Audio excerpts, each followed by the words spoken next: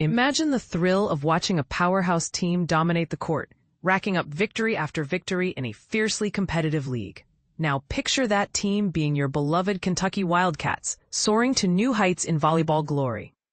That's the electrifying reality as the number 3 ranked Kentucky volleyball squad continues its unstoppable march, extending their winning streak to an impressive 10 games and maintaining a flawless record in the Southeastern Conference. But here's where it gets really exciting. How long can this perfection last? And what controversies might arise from such dominance in women's sports? Let's dive into the details of their latest triumph over Auburn and uncover the key plays that kept fans on the edge of their seats. On a memorable Wednesday evening in Lexington, Kentucky, the Wildcats clinched a decisive 3-1 victory against Auburn, showcasing their skill and resilience in a sport where every point counts.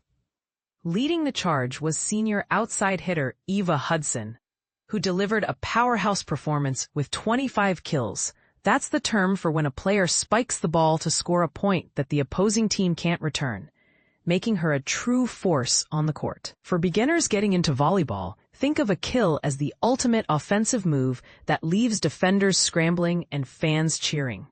The game unfolded with Kentucky claiming the first set 25-20, setting a strong tone. Auburn bounced back to win the second set 25-18, proving they're no pushover and adding that nail-biting tension we all love in sports. But the Wildcats regrouped, securing set 3 25-22, and then dominating set 4 with a convincing 25-16 finish. It's moments like these that highlight the ebb and flow of volleyball, where strategy and teamwork can turn the tide in an instant. Defensively, Kentucky shone with 14 blocks, a defensive play where players leap to stop the opponent's attack. And 7 of those came from redshirt sophomore middle blocker Brooke Baltima from Cincinnati. She wasn't just blocking. She added 3 kills and 2 digs, those are receptions that keep the ball in play, to her stat line, showing her versatility. Teaming up with Hudson, junior outside hitter Brooklyn DeLay contributed 19 kills.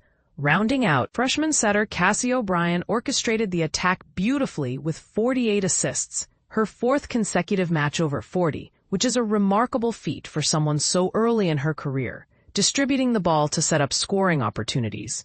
Meanwhile, the Wildcats limited Auburn's offense to a mere .146 hitting percentage, meaning the Tigers were struggling to make their shots connect effectively. Under the guidance of head coach Craig Skinner, Kentucky tops the SEC standings, boasting a 13-2 overall record and a perfect 6-0 in conference play.